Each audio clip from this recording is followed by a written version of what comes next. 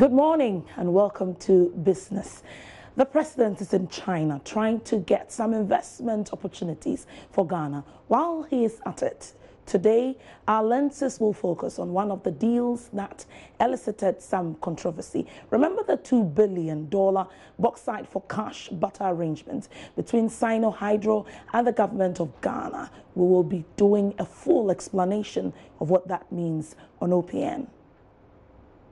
So I have this. These two gentlemen wanted badly.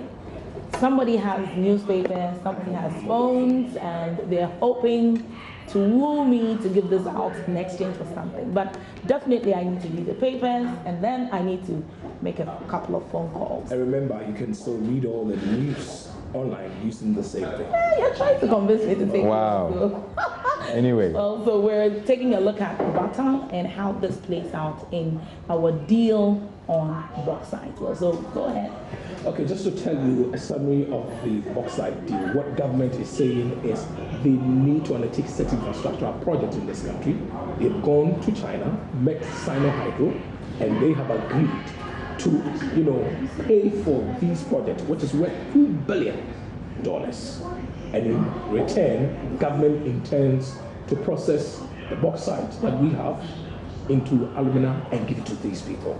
That is what they intend to do. That is the kind of arrangement government is saying. This is a better arrangement that they have given to them. But what really is barter arrangement? Yeah, is that really barter? Okay, so let me explain barter. Exchange of goods and services for goods and services. So I need a good. I have a good. I need a tablet. Odile needs a paper. I give him my paper, I take the tablets. That's barter. Barter came about because there was no unit, there was no account, there was no measure or medium of exchange. So there was no money. I didn't have a 5 CD note or 10 CD note to exchange goods and services.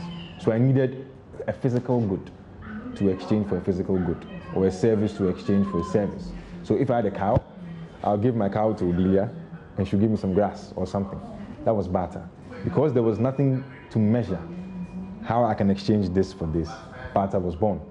And I'm sure barter was born way before any of us here were born. Obviously. And yes, so if you look at the deal the government is talking about, does it sound barter? It's a bit confusing because I really don't know. If I give you $2 billion and you give me some bauxite, is that buying and selling? Is that trading? Is that I really don't know. I really don't know. But in the crude form of barter, it's exchange for goods and services. Because there was no money to use as a medium of exchange. And that's what barter, in our opinion, is. All right, so we leave that decision for you to make, but that's plain language, that's explanation of our barter on bauxite. Well, my name is Odelia. My name is Philip. I am Norman. Bye.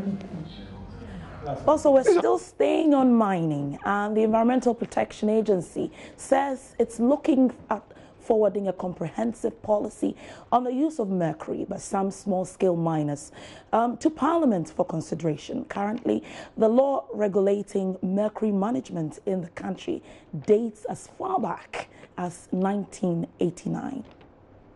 They're making a recommendation in this report that we should revise the law, either amend the mercury law, and that is probably the easiest way to go, so that we can include provisions of the Minamata Convention on mercury, so that it will enable us to have a comprehensive policy and legal framework for managing mercury in the country. The process of amendment, we will work with the technical agencies to come up with the areas that we think we need to do the amendment.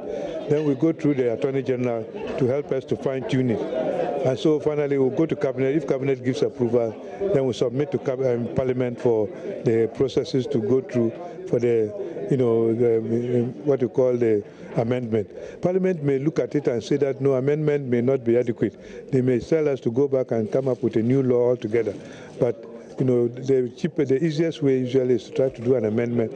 That one is a little faster. And then also looking at this the illegal small-scale mining system in the country, it is necessary that we try to bring into, for all these issues in terms of the government trying to, lift the ban and then to open the way for small-scale mining to continue again. And then also with the Minamata Convention, mercury will no more be easily available for their operations. So what are we supposed to do? We have to come up and look at other alternatives. So how soon are you looking at putting together your preparations before it gets to Parliament? Yes, in fact, the cycle is such that this report now that we have completed, we have submitted it to the government. The whole process is now ready to start. So we are looking at doing all the preparatory work so that by the last quarter of the year. Well, so the EPA says this is critical as we think of lifting the ban on small-scale mining. Well, to some other issues, and let's do some tourism business. Now, the CEO of the Tourism Authority, Akwasi Agyeman, says it's finding it difficult to collect the 1% tourism levy since more than 70% of all hotels in the country do not have computers. Here's an interview I conducted with him. What has happened to the digital collection? No, the digital collection is ongoing. That contract, there was a tender. We got to a point where we've done the technical feasibility and everything. And there are several legs for which it has to stand on. One was the building of a portal first. And we agreed that, okay, we are going to use the Visit Ghana portal as the marketing leg of that single window opportunity. The second leg was once we have the marketing portal or the portal ready, how do we connect the various establishments?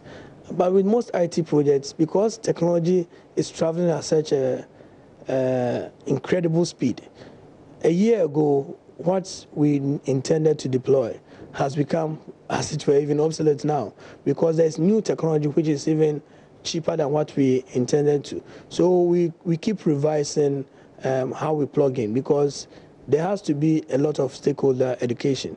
You want a hotel, for example, to plug their whole booking system to your back end here.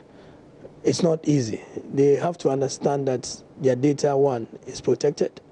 Data security and all those things. So how do we ensure? So we're looking at the systems that our partners are bringing in and how we can tighten it up. So what we've done in the interim is look at the low-hanging fruits.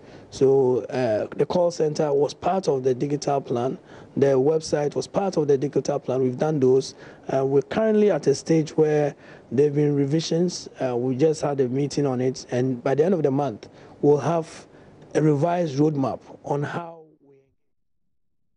Well, that's how we close the chapter on business for News Desk. My name is Odilia Ntiamwa. Let's make a date again at 12:30.